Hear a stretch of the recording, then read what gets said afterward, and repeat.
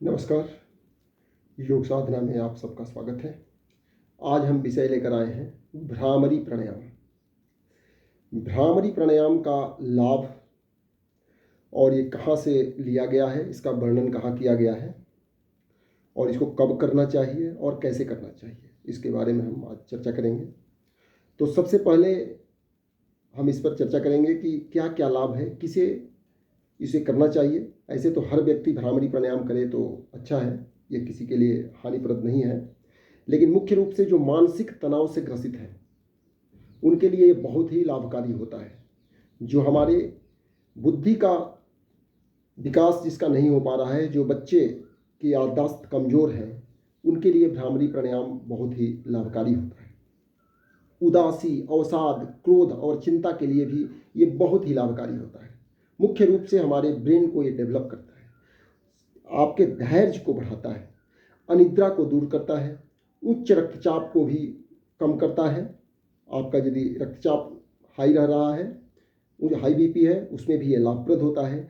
मिर्गी या जिसको चक्कर आते हैं उनके लिए भी ये बहुत ही लाभकारी होता है।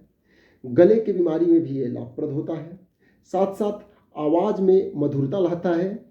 और एक सबसे मुख्य बात है कि शल्य क्रिया के बाद भी इसको किया जा सकता है। जैसे किसी का सर्जरी हुआ है ना, ब्रेन एंड ऑल का सर्जरी किया है, तो उस स्थिति में भी सावधानी पूर्वक इसको किया जा सकता है। इससे बहुत ही लाभ होता है। यही एक ऐसा प्राणायाम और आसन नहीं प्राणायाम कहेंगे जिसको शल्य क्रिया के बाद भी सलाह दिया जाता है कि आप करें, इससे अच्छी तौर से हीलिंग होता है। तो अब हम चर्चा करेंगे कि इसको कहाँ से लिया गया है, क्योंकि ये मुख्य रूप से हम लोगों में कुछ भ्रांति हो जाती है कि कुछ लोग बताते हैं बट उनको ये पता नहीं होता है कि हम कहाँ से बता रहे हैं, और सुनने वाले भी इसके लिए उत्सुक होते हैं कि आखिर ये कहाँ लिखा हुआ है या हम अपने आप बोल रहे हैं, ये मेरा अनुभव है या कहीं लिखा हुआ है। तो अनुभव के साथ साथ इसका वर्णन मुख्य रूप से आपको मिलेगा घिरन ऋषि के द्वारा, घिरन संहिता में, जो ये पुस्तक है हमारे पास, घिरन ऋषि का पुस्तक है। और दूसरा हठयोग प्रदीपिका जो स्वामी स्वात्माराम का है। इन दोनों ही पुस्तकों में प्राणायाम में अष्टकुंभक के रूप में इसको बहुत अच्छी तौर से वर्णन किया हुआ है। तो यदि आप चाहें तो उसको अध्ययन कर सकते हैं। और अब इसको कब करना चाहिए। भ्रामरी प्राणायाम ये बहुत ही उत्तम कोटि का प्राणायाम है। थोड़ा सा हम वर्णन करेंगे कि भ्रामरी प्राणायाम में हम कान को बंद करते हैं। पहले सीधा बैठ करके कान को बंद करते हैं और आंख को बंद करते हैं। हम पहले ही कुछ बताना चाहते हैं कि क्यों ऐसे करते हैं। एक्चुअली हमारी जो इंद्रियां हैं, जो बहिर्मुख हैं, उसमें मुख्य रूप से काम क्या करता है, कान और आंख। बहिर्मुख होने में मुख्य इंद्रिय जो हमारा कार्य करता है उसमें आंख और कान है। तो हम बहिर्मुख से अंतर्मुख होने का प्रयास करते हैं इस भ्रामरी प्राणायाम में। इसलिए सबसे पहले हम अपने कान को और आंख को बंद करने का प्रयास करते हैं। इस प्राणायाम में मुख्य रूप से कान और आंख को बंद किया जाता है। तो इसका उत्तम समय बताया गया है कि ब्रह्म मुहूर्त में या मध्य रात्रि के बाद, जब किसी भी प्राकृतिक जो आवाज होता है वो आवाज कम हो जाए, किसी भी जीव जंतु इत्यादि का आवाज नहीं रहे, उस समय ही इस प्राणायाम का करने से पूर्ण लाभ होता है। इस प्राणायाम को बताया गया है कि इस प्राणायाम का लाभ इतना अधिक है कि यदि आप मानसिक अवसाद से जूझ रहे हैं तो केवल 5-10 दिन के अभ्यास से ही आप लाभ मिलेगा और आपको लगेगा असीम परिवर्तन लगेगा, जो कि पुस्तकों में लिखे हुए हैं। अब इसको कैसे हम करेंगे, क्या हमारी पोजीशन होनी चाहिए, उस पर हम चर्चा करते हैं। सबसे पहला पोजीशन इसका है कि किसी भी कंफर्टेबल आसन में आप बैठ जाइए। ध्यान वाला जो भी आसन है, जैसे सिद्धम पद्मम तथा भद्रम, किसी भी आसन में आप सिद्धासन, पद्मासन, भद्रासन, स्वस्तिकासन, सुखासन, किसी भी आसन में बैठ सकते हैं। इवन वज्रासन में बैठ सकते हैं। किसी भी आसन में बैठ करके आप जब हाथ उठाते हैं तो आपका हाथ जो है, ये जो आर्म है, ये पैरेलल होना चाहिए, समानांतर होना चाहिए, पृथ्वी के समानांतर है। ये पोजीशन होना चाहिए आपका बॉडी मेरुदंड सीधा रहे और हाथ पृथ्वी के समानांतर रहे। फिर आप अंगूठे से आप अपने कान के छिद्र को बंद करें। कान के छिद्र बंद करेंगे तो आपको अनेकों प्रकार की आंतरिक ध्वनि सुनाई देंगी। उस ध्वनि को आभास करना है। हम लोग ये सब चीजें नहीं करते हैं, इसीलिए लाभ नहीं मिलता है। ये सब करने की आवश्यकता है।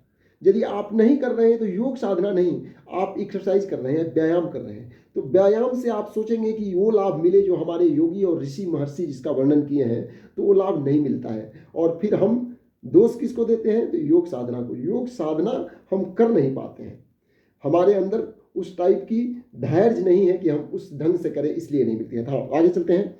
कान को हम बंद करेंगे तो आप आभास करेंगे शांत चित्त परिवेश में, यदि कान को बंद करेंगे, बिल्कुल बंद करके थोड़ी देर रहेंगे, तो आपको कुछ ध्वनि सुनाई देगी।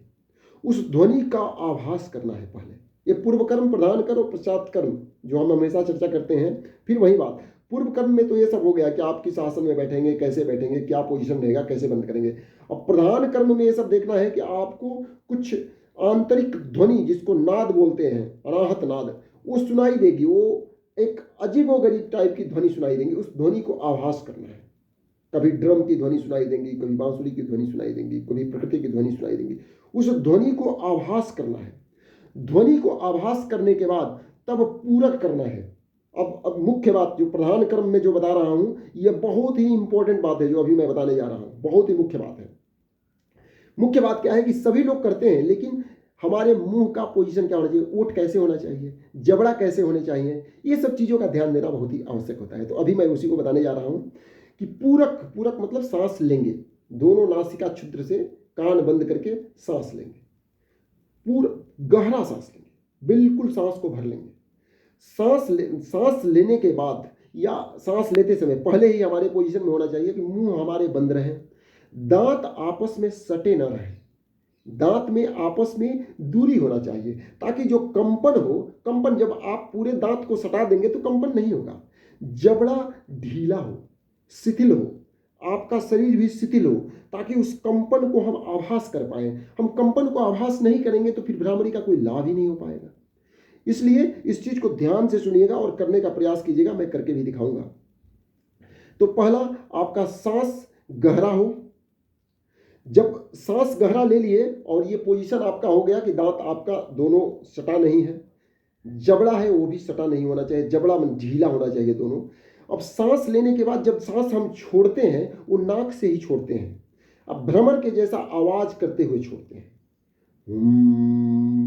हाँ, जब छोड़ते समय क्या क्या ध्यान देना है उसको बता रहा हूं। छोटी छोटी बातों को ध्यान देना है। जब छोटी छोटी बातों को ध्यान देंगे तभी जाकर के हमें उसमें पूर्णता प्राप्त होगी। सही तरीका हमें पता चलेगा जब हम अनुभव करेंगे छोटी छोटी बातों को ध्यान दे करके। तो अगला ध्यान क्या देंगे कि सांस जो हमारा गहरा हो और सांस स्थिर हो। ऐसा नहीं कि चंचल टाइप का सांस गहरा हो, एकदम हड़बड़ाए हैं, पूरा देर तक रोके हैं, ऐसा भी नहीं होना चाहिए। सांस स्थिर हो जाए, बिल्कुल शांतचित्त सांस भी स्थिर हो जाए। सांस स्थिर होने के बाद समभाव में निकालना है। जो सांस छोड़ने की प्रक्रिया हो या जब सांस छोड़ते हैं उस समभाव में निकलना चाहिए, यानी एक तार फ्रीक्वेंसी नहीं होना चाहिए उसमें, समभाव में निकले, धीरे धीरे निकले, मंद गति से निकले।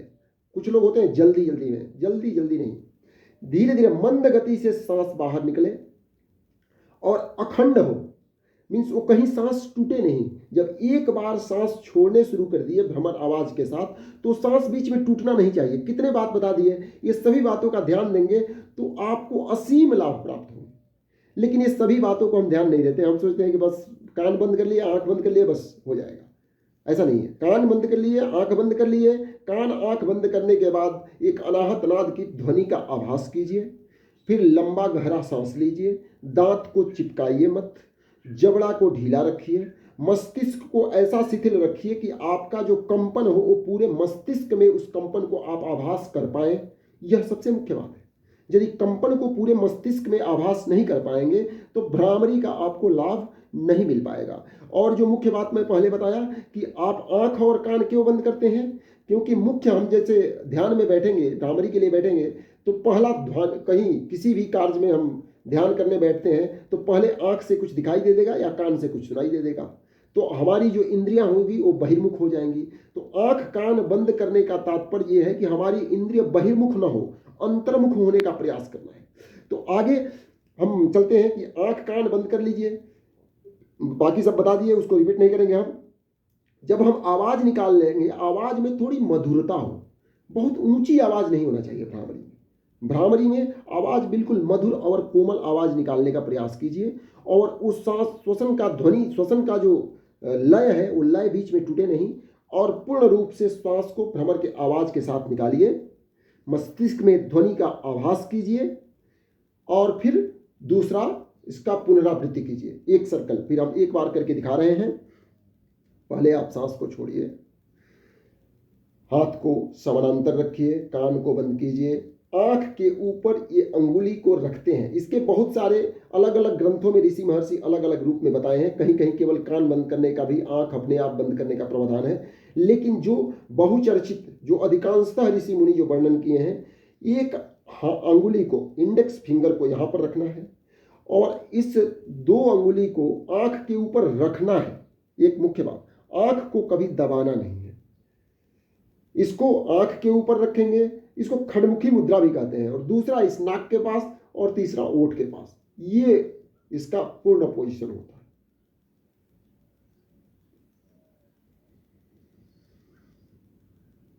तो करते हैं हम, लंबा गहरा सांस लेंगे, सांस लेकर के छोड़ेंगे बहुत ही लयबद्ध तरीका से, जैसे मैं बताया था।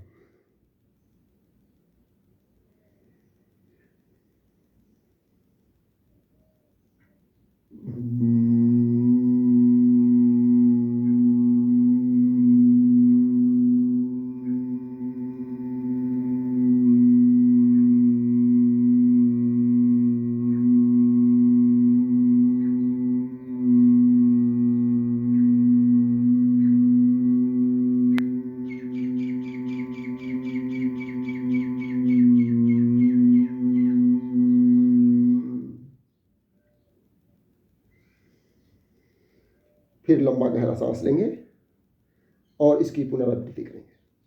5 से 10 बार, जो प्रारंभिक अभ्यासी हैं वो 5 से 10 बार इसका अभ्यास कर सकते हैं। और यदि आप किसी मानसिक अवसाद से ग्रसित हैं या कोई भी समस्या से ग्रसित हैं, मानसिक तनाव है, क्रोध, चिंता, किसी भी, नींद नहीं आ रही है, ब्लड प्रेशर उच्च रह रहा है, उस स्थिति में आप इसको आधे घंटे तक आप कर सकते हैं, उससे ज़्यादा भी कर सकते हैं। इससे हानि नहीं होता है। एक चीज़ का ध्यान रखना है, इसको मुख्य रूप से बताया गया है, यदि कान में कोई समस्या है, यदि कान से कुछ लिक्विड कभी कभी किसी को निकलते रहता है, मवाद एंड, तो कान में यदि कोई समस्या है तो इसका अभ्यास ना करें। और बाकी आप लेट करके इसका अभ्यास ना करें, ये भी बताया गया है कि कम से कम बैठ करके मेरुदंड को सीधा अवस्था में ही अभ्यास करें। तो फिर से एक बार बताना चाहूँगा कि ये सभी चर्चा का मुख्य उद्देश्य मेरा ये है कि आप अंग्रेजी दवाओं से दूर रहें, योग साधना को अपनाएं और स्वस्थ रहें। धन्यवाद।